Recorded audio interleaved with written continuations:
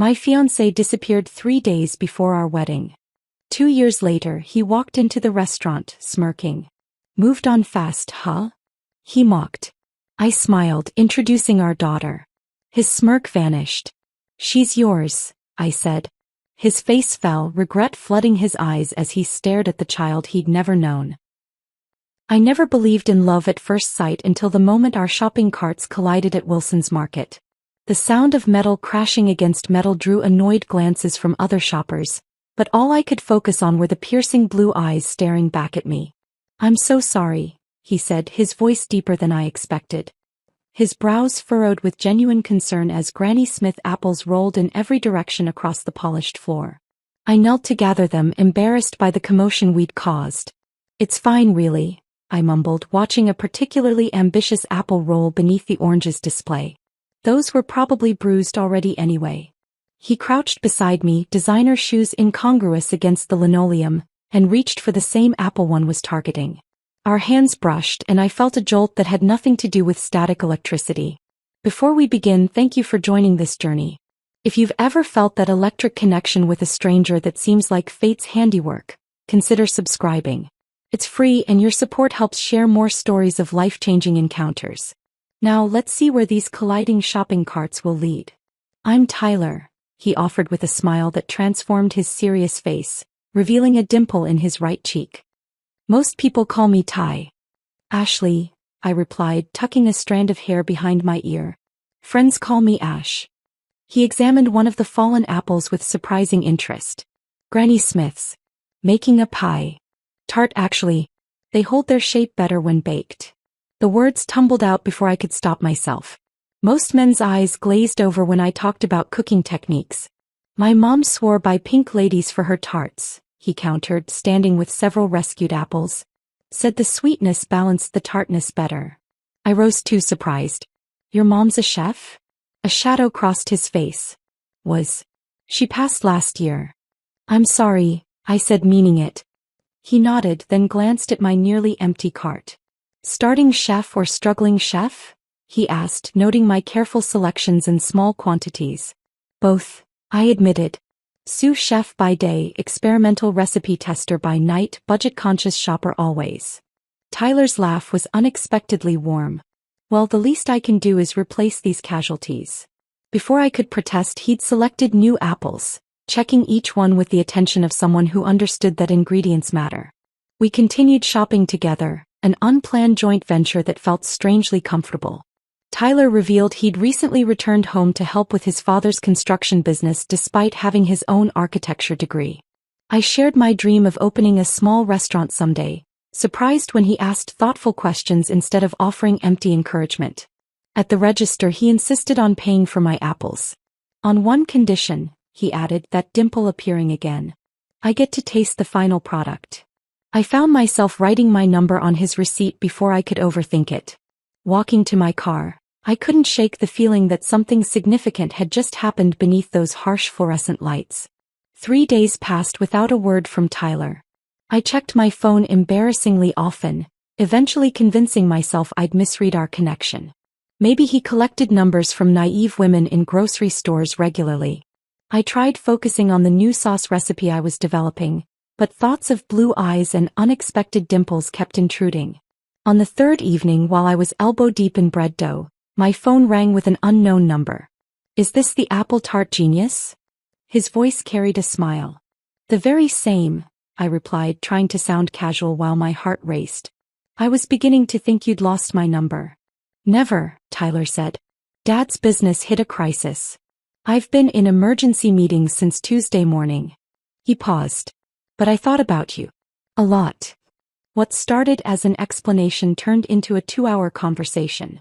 Tyler described his father's construction company's financial troubles with surprising candor, his voice growing tired when he explained the pressure of family expectations. When he asked about my day, I found myself sharing not just surface details but my genuine frustrations about the restaurant where I worked and my detailed dreams for my own place someday. "Not some fancy place," I explained, stretching the phone cord as I moved around my tiny kitchen. "Just good food made with love where people feel at home." "Like your apartment feels," Tyler observed, somehow sensing the atmosphere through the phone. Comfortable. Real. That comment stayed with me long after we hung up, his promise to see me that weekend warming my too-quiet apartment. Our first official date happened at the farmer's market, early enough that the morning light cast everything in gold. Tyler arrived with 2 coffee cups, handing me one made exactly how I preferred it. You remembered, I said surprised. Medium roast, splash of cream, no sugar, he recited with a small bow. Then he pulled out a small leather-bound notebook. For your recipes, he explained almost shyly. You mentioned not having a good place to keep them organized. The thoughtfulness of the gesture, remembering a passing comment from our phone conversation, caught me off guard. We spent hours browsing stalls, Tyler asking vendors detailed questions about their produce that revealed his genuine interest in my world. At a jam stall, the elderly woman behind the table smiled knowingly at us. You two make a lovely couple, she said, pressing an extra jar of blackberry preserves into my hands. On the house, honey. Nothing better than young love. Neither of us corrected her assumption. Instead, Tyler's hand found mine as we continued through the market, his thumb occasionally brushing across my knuckles in a way that made it difficult to focus on the heirloom tomatoes I was supposedly examining. Over the following weeks, I discovered the contrasting worlds within Tyler. The business professional who took urgent calls from his father wore crisp button-downs and spoke in careful, measured tones. But when that same man read poetry from a dog-eared collection while we picnicked in the park, his voice took on a different quality entirely. Soft, vulnerable, alive with meaning. I fell for his unexpected laughter, the way it would burst forth when genuinely amused, completely transforming his serious face. I fell for how he asked questions about my passions, remembering small details weeks later. Most tellingly, I fell for the way he never checked his phone when we spoke, giving me the rarest gift in modern life, his complete attention. What I couldn't see behind his attentive gaze was his father's disapproval brewing across town. While Tyler and I created our own world of shared laughter and intertwined fingers, Robert Mitchell sat in his imposing office reviewing his son's recent activities with cold calculation. Unknown to me, the senior Mitchell had assigned someone to track his son's activities after noticing Tyler's sudden unavailability for networking opportunities with daughters of business associates.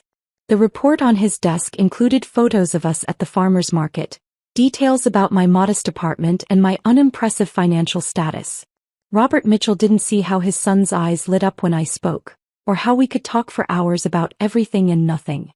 He couldn't measure the way Tyler relaxed in my presence, shoulders losing their perpetual tension. All he saw were dollar signs, or their absence, when measuring my worth against the happiness I brought his son. As I fell asleep that night thinking of Tyler's promised call in the morning, I had no idea that across town father and son were having the first of many confrontations about me. I couldn't know that Robert Mitchell had already decided I was a distraction to be eliminated, or that Tyler was discovering a backbone he hadn't known he possessed. All I knew was that for the first time in years I felt seen. And that was worth everything that would come after. 1 week after our farmer's market date, rain pounded against the restaurant windows during the Wednesday lunch rush. I was plating an order when Jenny from the front called back. Ashley, someone's asking for you. My boss raised an eyebrow as I wiped my hands on my apron. 5 minutes, he warned, checking his watch pointedly. I wasn't prepared for the sight that greeted me. Tyler stood by the hostess stand, completely drenched, water dripping from his dark hair onto the polished floor. In his hand was a single yellow daisy, its petals miraculously intact despite the downpour. Sorry to ambush you at work, he said, droplets sliding down his face. I was in the neighborhood for a meeting. I learned later the neighborhood meeting was 20 minutes in the opposite direction from his office. You remembered, I said softly, taking the daisy. 3 nights earlier, during a late-night phone call, I'd mentioned my grandmother's garden and how yellow daisies were the only flowers that thrived under her care. Tyler reached into his pocket, pulling out a business card now spotted with rain. Mitchell Construction and Development. It read, with Tyler Mitchell, Assistant Director of Operations, beneath it. The cardstock was heavy, expensive, nothing like the flimsy ones the restaurant ordered in bulk. On the back, in surprisingly neat handwriting, dinner at my place? Friday 7 p.m., followed by an address and a small drawing of what appeared to be a spoon. I can't promise gourmet, he said, that dimple appearing as he smiled. But I've been practicing. The restaurant door opened behind him, sending in another gust of rain. Tyler glanced at his watch. I should let you get back. Just wanted to deliver the invitation in person. Before he turned to leave, I caught his hand. Yes, I said simply. His smile was worth my boss's irritation when I returned to the kitchen, yellow daisy tucked safely in my apron pocket. Friday evening found me standing before an imposing downtown apartment building, second-guessing my outfit choice. The doorman nodded when I mentioned Tyler's name, directing me to the 11th floor. With each floor the elevator climbed, my anxiety grew. Tyler's rain-spotted business card had revealed a side of his life I hadn't fully appreciated. A world of executive titles and downtown addresses. When Tyler opened his door, the apartment behind him wasn't the sleek, minimalist space I'd imagined. Books overflowed from mismatched shelves, a worn leather couch faced large windows with a stunning city view, and something was definitely burning in the kitchen. Welcome to the real me, Tyler said, ushering me in as he dashed toward the smoke detector's warning beep. I followed him into a kitchen where a smoking pan held what might have once been grilled cheese. Attempt number 3, he admitted, scraping the blackened sandwich into the trash. Turns out cooking is harder than my mother made it look. Here, I said, removing my jacket. Let me help. Tyler looked genuinely relieved as I took over, finding my way around his kitchen with surprising ease. Soon we sat at his small table enjoying properly made grilled cheese with tomato soup he'd proudly made from scratch.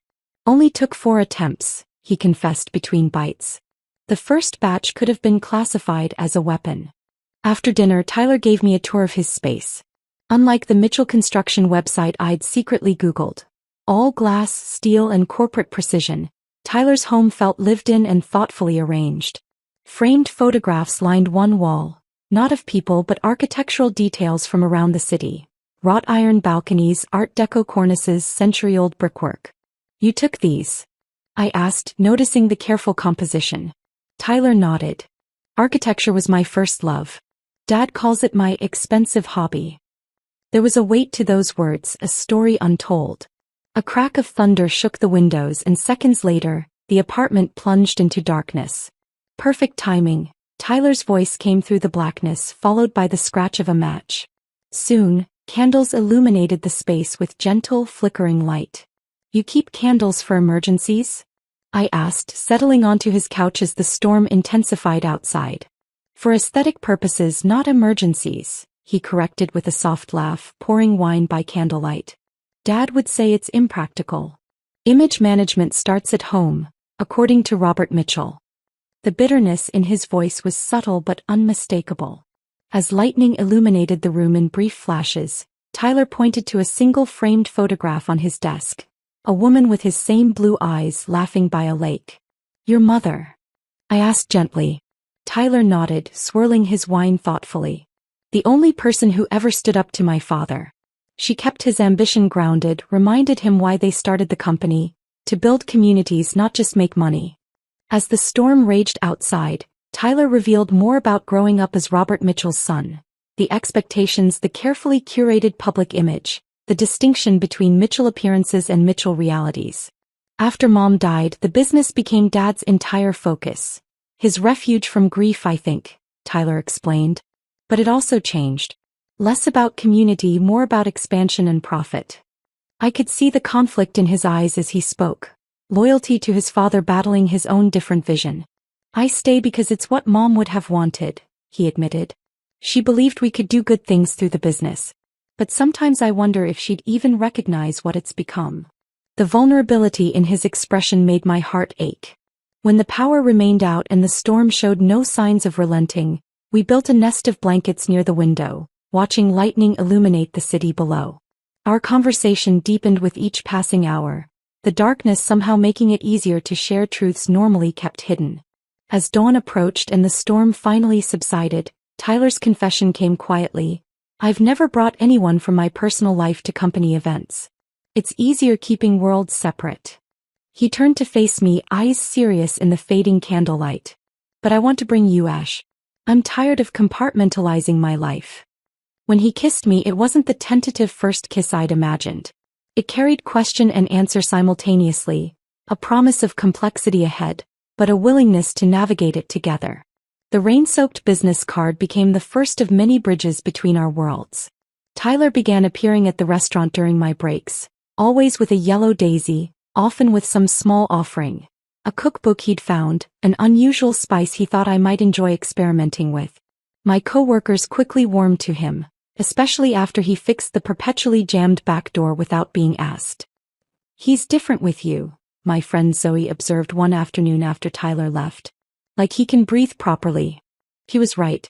The Tyler who appeared in business settings, I'd Googled enough to see photos from charity galas and groundbreaking ceremonies, stood straight-backed and serious, a perfect reflection of Robert Mitchell beside him. But my Tyler laughed easily, quoted poetry at inappropriate moments, and once spent an entire evening helping me test 7 different versions of the same sauce without a single complaint. With each yellow daisy and fixed appliance, with each late-night call and shared meal, the space between our worlds narrowed. What I didn't yet understand was how fiercely Robert Mitchell would fight to widen it again. As spring turned to summer, our relationship developed a rhythm neither of us had anticipated. My late shifts at the restaurant and Tyler's long hours at Mitchell Construction meant we often couldn't meet until after 10 at night. Rather than seeing this as an obstacle, we turned these late hours into something sacred. My apartment building had a small rooftop access. Nothing fancy, just a flat surface with a half-wall and ancient lawn chairs I'd covered with weatherproof cushions. On clear nights, we'd sit under the stars with mismatched mugs of tea or wine, talking until the city below quieted and the sky began to lighten. "Did you always want to go into construction?" I asked during one such midnight conversation, tucking my feet under Tyler's leg to keep them warm in the night breeze. His laugh carried a hint of resignation. "Not even close. I wanted to design playgrounds." "Playgrounds?" The answer surprised me. "Not just any playgrounds." Tyler's eyes lit up with unexpected passion. "Inclusive spaces where disabled kids could play alongside everyone else. Where the equipment itself taught scientific principles. Where communities could gather and actually connect." He traced patterns on my arm as he spoke. I had sketchbooks full of designs by 13. "What happened to the sketchbooks?" "Dad happened." His voice softened. He called it a nice hobby but not a career for a Mitchell. The family legacy was in commercial development, not glorified parks. We sat with that for a moment, city lights twinkling below us like grounded stars. "Show me," I whispered. Tyler looked confused. "Show you what?" "Your playground. Design it for me. Right now." He hesitated before his hands began to move, sketching invisible lines in the air between us. As the night deepened, Tyler described ramps integrated so naturally children wouldn't realize they were accessibility features, sensory walls for autism spectrum kids, structures that taught physics through play. His voice grew increasingly animated, hands gesturing expressively in a way they never did when he discussed Mitchell construction projects. Dawn broke as we were still talking, painting the sky in watercolor hues. Tyler checked his watch reluctantly. Another early meeting with his father awaited. "I should go," he said, though he made no move to leave. "You should," I agreed, equally stationary. When he finally stood to depart, Tyler cupped my face gently. "Another day closer to forever," he whispered, kissing me softly before disappearing down the stairwell. It became his signature goodbye, spoken sometimes playfully, sometimes seriously, but always with a reverence that made my heart skip. Another day closer to forever. A promise wrapped in 8 simple words. 3 weeks later, Tyler arrived at my door well after midnight, clutching a weathered wooden box. His expression was oddly nervous as he placed it on my kitchen counter.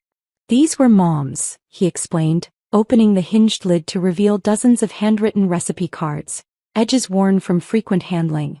"I want you to have them." I stood frozen, understanding the significance. These cards were his most tangible connection to his mother. "Tyler, I can't." "She would have wanted you to have them," he interrupted gently. "More importantly, I want you to have them." We spent that night spreading the cards across my floor, Tyler sharing stories behind each recipe. The chocolate cake made for every birthday. The chicken soup that appeared magically whenever he felt sick. And there, written in elegant script, "Apple tart," with notes about which apples worked best. "She would have loved you, Ash," Tyler whispered as I carefully examined the card. "You have her same spark." that refusal to see cooking as just fuel. Her understanding that food is really about connecting people. We fell asleep on my living room floor, recipe cards scattered around us like autumn leaves. I woke to find Tyler had carefully organized them alphabetically and left a note propped against my coffee maker, building our future cookbook one midnight at a time. As summer faded, our midnight conversations deepened, but so did the tension between Tyler and his father.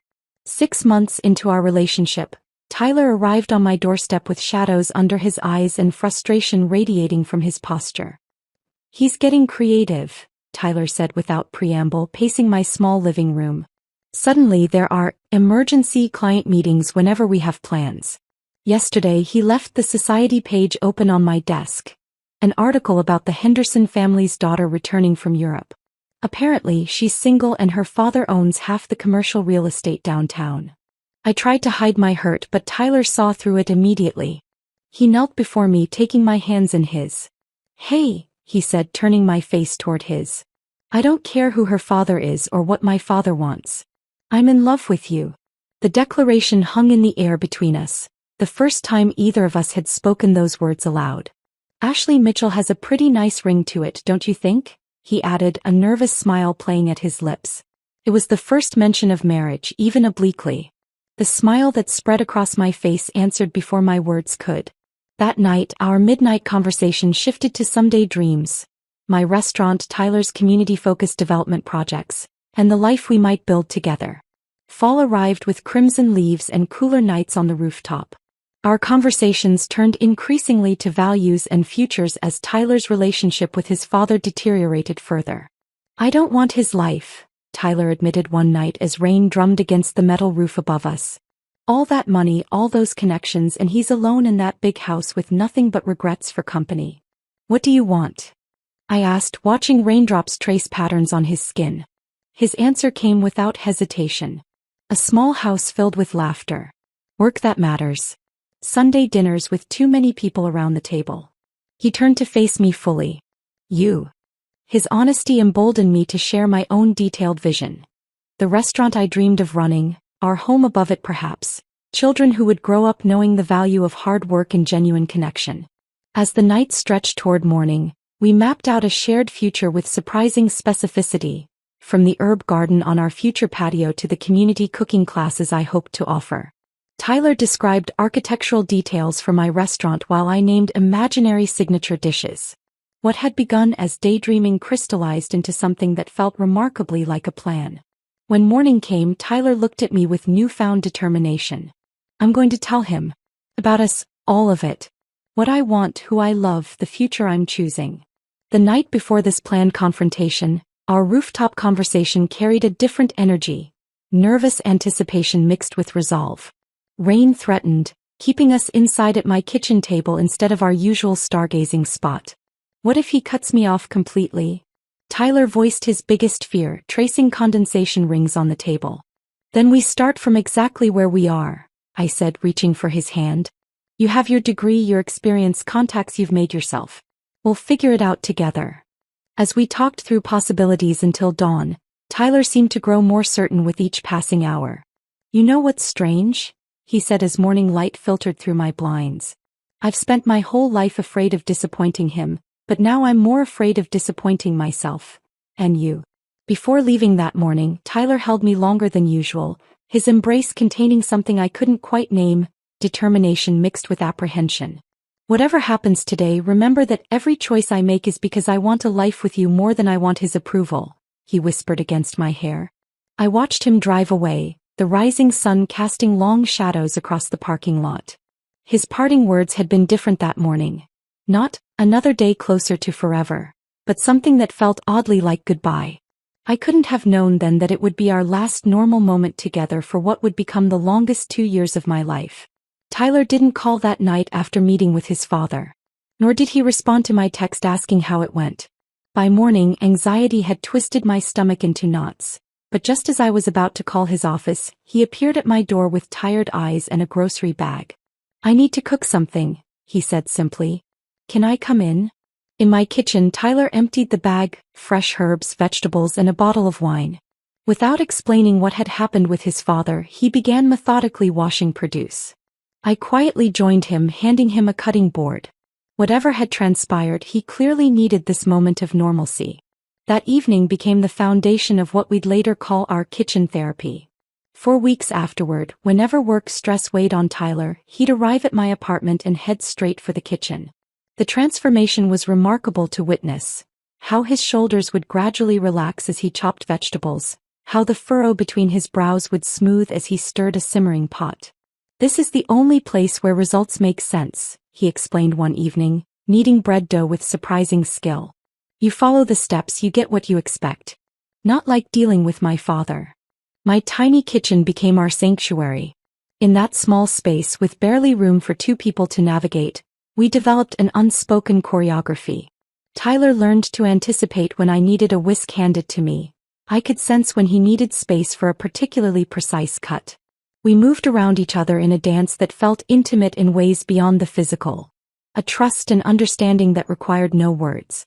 "You're different here," I observed one night, watching him taste a sauce with careful consideration. "Different how?" he asked, adding a pinch more salt. "More you. Like you're not carrying someone else's expectations on your shoulders." His smile held a touch of sadness. "That's exactly it. In this kitchen I'm just Tyler. Not Robert Mitchell's son." 3 months after we began dating, Tyler arrived with a determined expression and 3 large bags of groceries. "What's all this?" I asked as he unloaded ingredients onto my counter. "Research and development for Ash's Corner," he announced, pulling out a notebook. "We're hosting a pop-up restaurant tonight." "We're what?" Panic flashed through me. "Here. Tonight." Tyler's excitement was contagious as he explained. He'd invited 3 of his friends and suggested I invite 3 of mine. "A small test audience for your future restaurant's menu. Consider it market research." Before I could overthink it, Tyler was rearranging my furniture, transforming my modest living room into an intimate dining space. He'd borrowed proper tablecloths from somewhere, brought candles, and even printed simple menus listing the 4 courses we'd prepare. 4 hours we worked side by side, Tyler following my instructions with the focus he usually reserved for business proposals. When our guests arrived, he played the perfect host while I finalized each course in the kitchen. Between serving, I'd peek out to see him refilling glasses, engaging everyone in conversation, and subtly asking questions about their meal preferences. After everyone left, full and impressed, Tyler handed me a small notebook. Inside, he'd compiled detailed feedback from each guest, along with his own observations and suggestions. "Partner" was written across the top, underlined twice. "Partner?" I questioned, raising an eyebrow. "In whatever capacity you'll have me," he replied, suddenly serious. "I believe in you, Ash. In us." That night, over washing dishes, the name Ash's Corner was born. A neighborhood restaurant where food would create community. What had been my solitary dream now belonged to both of us, growing richer with Tyler's input and support. With Tyler's encouragement, I began seriously planning. We spent evenings at my kitchen table creating business models and testing recipes, with Tyler contributing his business knowledge while respecting that the culinary vision was mine. He taught me about profit margins and overhead costs. I showed him how substituting one ingredient could transform both flavor profile and food costs. "What about this location?" he asked one evening, showing me a listing for a small storefront just outside downtown. The rent was reasonable, the location promising with good foot traffic. "We could actually do this, Ash." The "we" wasn't presumptuous. By then, our futures had become intertwined in our minds. Tyler helped me draft a business plan, staying up late running numbers while I perfected signature dishes. He even suggested approaching his father's company for initial funding, assuring me that the business proposal was solid enough to stand on its merit. The following weekend, Tyler surprised me by taking me to see the storefront in person. Standing in the empty space with sunlight streaming through dusty windows, Tyler wrapped his arms around me from behind. "Can you see it?" he whispered, excitement vibrating through his voice. "Tables there, kitchen through that doorway, herb garden in those windows." As he described the vision, I could see it too, not just a restaurant but our future taking physical shape. We spent hours in that empty space, measuring dimensions and planning layouts. Tyler sketched possibilities on a notepad while I walked through imaginary dinner service routes, checking flow and efficiency. By the time we left, the vacant storefront had transformed in our minds. no longer empty but filled with potential and promise. What we didn't know as we locked up that afternoon was that one of Tyler's father's business associates had attended our pop-up dinner. The following Monday, Tyler received an unexpected summons to the Mitchell estate, the family home he rarely visited since his mother's passing. "He knows about us," Tyler said when he called me that evening. "Not just that we're dating but about the restaurant plans." His voice tightened. "He wants to meet you. Properly." Despite my protests that meeting his father could wait, Tyler insisted. "I want him to see what I see," he said firmly. "I'm done hiding parts of my life from him." That Friday evening found me changing outfits 4 times before Tyler picked me up. The Mitchell estate was everything I'd feared. Imposing colonial architecture set back from the road, manicured gardens, and a circular driveway where our arrival was noted by staff who appeared silently to park Tyler's car.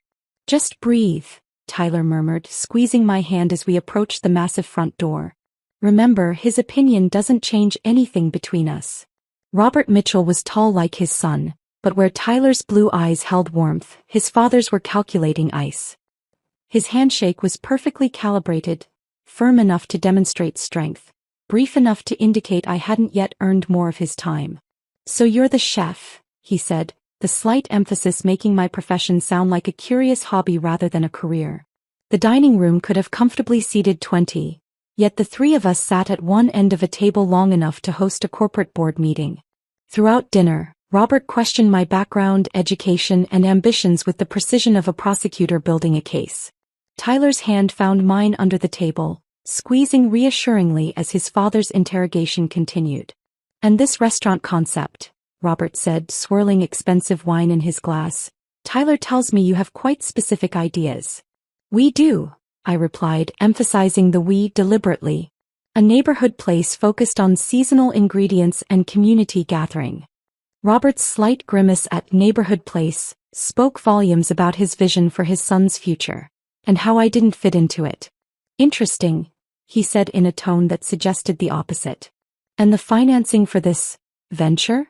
Before I could answer, Tyler interjected. "Actually, Dad, that's something I wanted to discuss with you. I believe Mitchell Construction could benefit from diversifying into restaurant development. I've prepared some projections." "I'm sure you have," Robert interrupted, his gaze never leaving my face. "We'll discuss business another time, son. Tonight is about getting acquainted with Ashley." The rest of the evening proceeded with excruciating politeness on Robert's part and growing tension in Tyler's posture. As we prepared to leave, Robert pulled Tyler aside for what appeared to be a serious conversation while I waited by the door, every instinct screaming to escape this beautiful, cold house. In the car, Tyler was uncharacteristically silent, his knuckles white on the steering wheel. Whatever his father had said in that private moment had shaken him. When I asked if he was okay, his response chilled me. "He's given me a choice to make," Tyler said, staring straight ahead at the dark road. "But what he doesn't understand is that I already made it the day I met you." The tension from that dinner at the Mitchell estate lingered between us for days. Tyler threw himself into work, coming home late and distracted. When I asked about his father's choice, he would smile tiredly and say, "Nothing for you to worry about." But the shadows under his eyes told a different story. 2 weeks after meeting his father, Tyler appeared at my door unannounced, hair disheveled and tie askew. Without explanation, he headed straight for my kitchen and began pulling ingredients from my cupboards. "I need to bake something," he muttered, measuring flour with unusual precision. I quietly joined him, falling into our familiar rhythm. We worked in silence, Tyler methodically following his mother's apple tart recipe from memory. As the tart baked, filling my apartment with cinnamon and warmth, some of the tension seemed to leave his shoulders. When the timer dinged, Tyler carefully removed the perfectly golden tart. Instead of cutting it immediately, he turned to me, flour dusting his black dress shirt and a smudge of cinnamon on his cheek. "My father gave me an ultimatum," he said finally. "End things with you and receive my full inheritance and partnership in the company, or continue our relationship and be cut off completely." My heart plummeted. "Tyler." "I gave him my answer this morning," he continued, reaching for my hands. Both of us were dusted with flour, creating tiny clouds as our fingers intertwined. "I told him I choose you.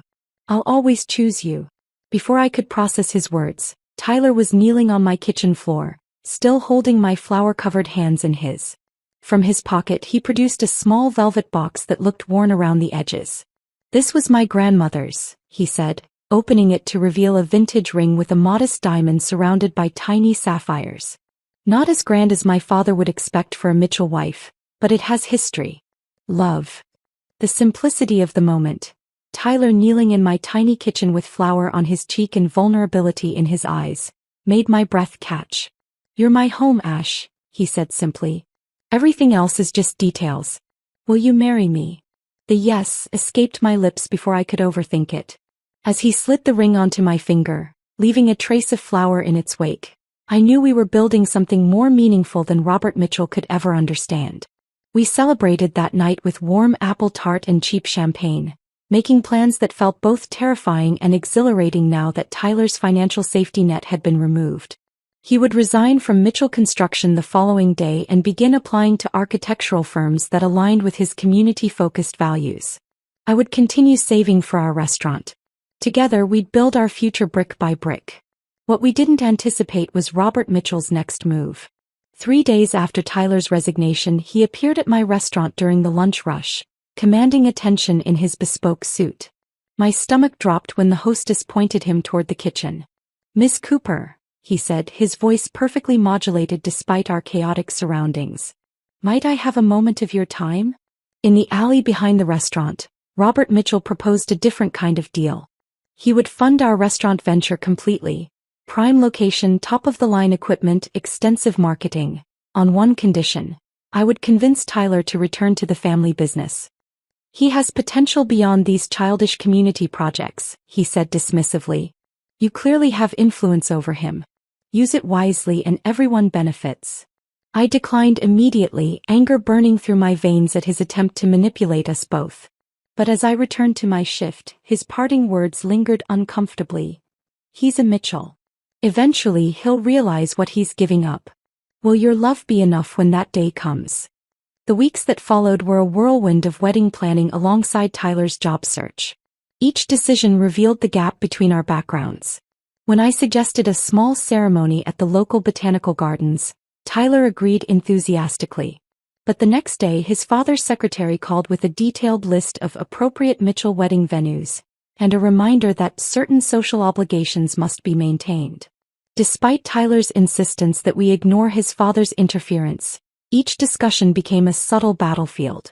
Our guest list grew from our original 50 friends to include business associates and family connections Tyler couldn't possibly exclude without causing irreparable damage.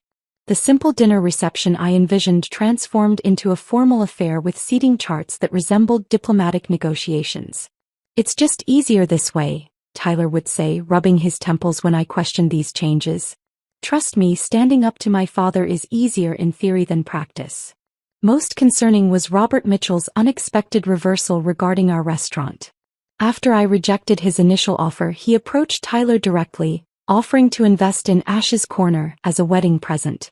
Despite my misgivings, Tyler saw it as his father's attempt at reconciliation. "He's trying, Ash," Tyler insisted. "In his own way." 3 weeks before our wedding, I returned from a late shift to find Tyler at our kitchen table, staring at our venue contract. The distress on his face was immediate and alarming. "What's wrong?" I asked, dropping my keys on the counter. "Dad's threatening to withdraw from our restaurant investment," he admitted, running a hand through his hair. "Says he's reconsidered whether it's fiscally responsible to fund a first-time restaurateur." "Let him," I said firmly. "We'll find another way. Other investors, a small business loan." "It's not just the restaurant," Tyler interrupted. "He's calling in favors around town. 2 firms canceled my interviews this week. He's making it clear that opposing him has consequences beyond just our inheritance." The worry remained in Tyler's eyes even as he tried to reassure me that everything would work out. It was a foreboding I chose to dismiss, focusing instead on our upcoming wedding and the life we were building together. A week later, our final wedding tasting at the bakery turned into an unexpected celebration. That morning, my doctor had confirmed what I'd suspected for days: I was pregnant. I waited until we were sampling cake flavors to share the news, watching Tyler's expression transform from confusion to wonder. A baby, he whispered, cake fork frozen midair. We're having a baby? When I nodded, Tyler let out a whoop that startled the bakery staff. He lifted me off my feet, twirling me in a circle, his eyes shining with tears. For that perfect afternoon, all concerns about his father, the restaurant, and Tyler's uncertain career prospects faded away. We decided to keep our news private until after the ceremony, a precious secret between just us. A family of our own, Tyler kept murmuring, hand resting gently on my still flat stomach. Something entirely ours. 3 days before our wedding, during our rehearsal dinner at a small Italian restaurant, Tyler's phone rang. He checked the screen, frowned slightly, and excused himself to take the call outside. Through the window, I watched his expression change, his posture stiffening as he paced the sidewalk. When he returned 20 minutes later, his face was pale, his smile forced. "Everything okay?" I asked quietly as he slid back into his seat beside me. "Just business," he claimed, but his hand trembled against mine under the table. "Nothing that can't wait until after the honeymoon." That night, Tyler held me longer than usual before we fell asleep. His arms wrapped around me protectively, his breathing uneven against my neck. When I woke the next morning, his side of the bed was empty. His phone went straight to voicemail. By noon, when he missed our final venue walkthrough, I knew something was terribly wrong. My fiancé had vanished without a trace. 3 days before I was supposed to become his wife. The first 24 hours of Tyler's disappearance, I convinced myself there was a reasonable explanation. Car trouble. Phone died. Family emergency. I left 17 voicemails, each progressively less composed than the last. By the second day, denial gave way to raw panic. I drove to his apartment with the spare key he'd given me months earlier, heart pounding against my ribs as I turned the lock. The space was eerily undisturbed. Bed made, coffee cup rinsed in the sink, his laptop missing but everything else in place. No note. No clue. Just emptiness where answers should be. "Maybe he got cold feet," my friend Zoe suggested gently when she came over that night, finding me surrounded by wedding RSVPs and unanswered texts to Tyler. I shook my head vehemently. Not Tyler. Not the man who held me each night with such tenderness, who talked about our baby with wonder in his eyes. Whatever had happened wasn't by choice. I clung to this belief like a life raft in rising waters. The third day, what would have been our wedding eve, I drove to Mitchell Construction, desperation overriding dignity. The receptionist's expression shifted from professional courtesy to practiced sympathy when I gave my name. "I'm sorry, Miss Cooper. Mr. Mitchell isn't available." "Which Mr. Mitchell?" I pressed, hands gripping my purse strap. "Tyler or Robert?" "Neither is available to visitors today," she replied, not meeting my eyes. "Especially without an appointment." When I refused to leave, security was called. As a uniformed guard escorted me to the parking lot, I caught sight of Robert Mitchell watching from an upper window, his expression unreadable behind reflective glass. My wedding day dawned with cruel perfection. Sunlight streaming through windows, birds singing in the oak outside my apartment. Instead of walking down an aisle, I sat on my bathroom floor, staring at the diamond and sapphire ring that felt suddenly heavy on my finger. Friends called with gentle concern. I let their messages accumulate unanswered. 3 days after our scheduled wedding, my phone rang with an unfamiliar number. I answered with embarrassing eagerness. "Ashley Cooper?" a woman's voice inquired. "Yes. Is this about Tyler?" I clutched the phone tighter.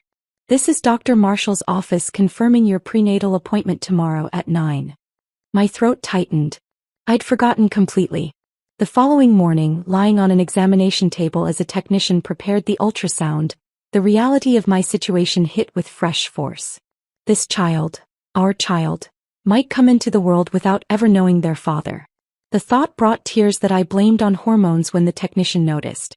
"First baby?" she asked kindly. I nodded, unable to explain that my tears weren't just for this moment, but for all the moments Tyler should have been experiencing alongside me. Then I heard it, a rapid underwater whooshing sound filling the room. My baby's heartbeat. Strong, determined, undeniably real. In that moment something shifted inside me. This child deserved better than a mother drowning in abandonment. They deserved someone who fought back. I left the doctor's office with a grainy ultrasound photo and newfound resolve. That afternoon, I called Robert Mitchell's office every 30 minutes until his assistant finally connected us. "Miss Cooper." His voice came through, perfectly controlled. "This persistence is unnecessary." "Where is he?" I demanded, skipping preamble.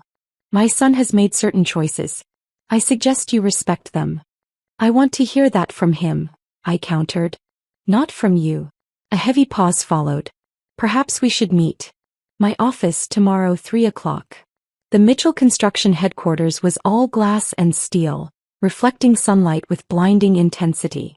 Robert Mitchell's corner office showcased panoramic city views, the walls adorned with architectural awards and project photos. He didn't stand when I entered, merely gestured to the chair opposite his immaculate desk. "You look well," he observed, eyes flickering briefly to my midsection. "Where is Tyler?" Robert's expression remained impassive. "He's made his choice," he stated coldly, opening a drawer and sliding a check across his desk. "This should cover any inconvenience." I glanced at the check, an obscene amount with settlement written in the memo line, before tearing it neatly in half. "Is he safe?"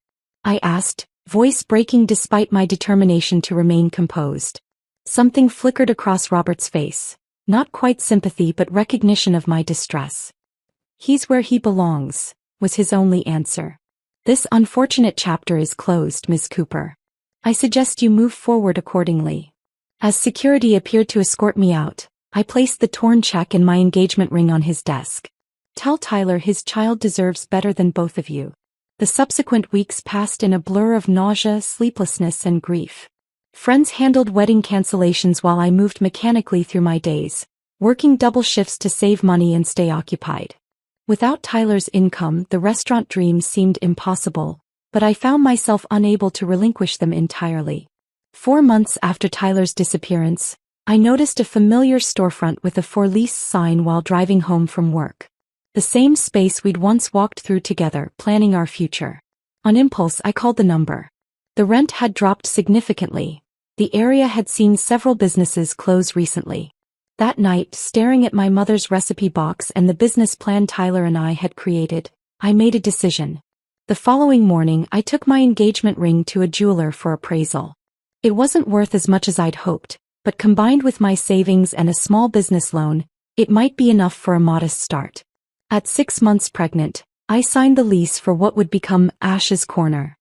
Friends thought I was crazy opening a restaurant alone while preparing for single motherhood. Maybe I was. But converting that empty space into something real gave purpose to days that might otherwise have collapsed under grief's weight. I painted walls between doctor's appointments, installed second-hand equipment while my daughter kicked inside me, and tested menu items on construction workers finishing the interior. My growing belly became part of my identity as I navigated food suppliers and permit offices. A visible reminder that I was building for two. The restaurant's opening night coincided with my 8th month of pregnancy. My doctor had urged me to postpone, concerned about the stress, but waiting wasn't an option. The small space filled quickly with friends, former coworkers, and curious locals drawn by our opening specials. Standing at the entrance in a specially made chef's coat that accommodated my rounded belly, I greeted each guest with practiced warmth. Behind my smile lurked persistent thoughts of Tyler, wondering if he somehow knew what I'd accomplished, if he would ever meet the daughter who now responded to my voice with enthusiastic movement. Midway through the evening, an elderly couple complimented the simple apple tart on our dessert menu. "Family recipe?" the woman asked. I touched my stomach reflexively. "Yes," I answered, thinking of the handwritten card in Tyler's mother's recipe box. From her grandmother. As the night progressed successfully, I felt both broken and stronger than I'd ever been. My daughter kicked vigorously during a particularly busy moment, as if sensing my determination to build a life worthy of her. What I couldn't know then was that exactly 2 years later I would look up from the same host stand to see Tyler Mitchell walking through the door, his blue eyes finding mine across the crowded restaurant, unaware that his greatest regret sat coloring in a booster seat at table 7. 2 years had passed since that opening night. Ash's Corner had grown from a desperate gamble into a thriving neighborhood fixture. Regular customers knew my daughter, Lily, now a curious toddler with her father's blue eyes and dimpled smile. She spent afternoons coloring at the corner table while I managed the dinner rush, occasionally charming customers with her precocious comments and infectious laugh. That Tuesday evening began like any other. April rain tapped against the windows as the dinner crowd filled our tables. I was at the host stand reviewing reservations when the door opened, bringing a gust of cool air and the man who had haunted my dreams for 2 years. Tyler Mitchell stood just inside the entrance, rain darkening his shoulders, his eyes scanning the room before landing on me. 2 years had changed him. A few strands of silver now threaded through his dark hair, new lines around his eyes. But the dimple that appeared with his hesitant smile remained exactly as I remembered. Time seemed to freeze as we stared at each other. The restaurant noise faded to background static. My clipboard clattered to the floor, breaking the spell. "Ashley," he said, my name on his lips sending an unwelcome shiver down my spine. I couldn't speak, couldn't move. 1,000 questions fought to escape, tangled with 2 years of anger and grief. Tyler took a step forward, his gaze sweeping over the bustling restaurant. "You did it," he said, genuine admiration in his voice. "It's exactly how we planned." His use of "we" ignited something inside me. "What are you doing here?" I finally managed, my voice barely audible over the dining room chatter. "I had to see you," he replied, as if his appearance after 2 years of silence was the most natural thing in the world. His eyes continued roaming the space, taking in the herb garden in the windows, the community table we'd once sketched on napkins. "Moved on fast, huh?" he remarked with a smirk that didn't reach his eyes. The casual cruelty of his comment, as if I'd simply forgotten him rather than rebuilt my life from the wreckage he'd left, struck me like a physical blow. Before I could respond, a small voice called from behind me. "Mommy, look. I drawed a butterfly." Lily stood there in her tiny apron that matched mine, holding up her latest masterpiece. I watched Tyler's expression transform as he registered the child's existence, his eyes darting between us, noting her dark hair and familiar blue eyes.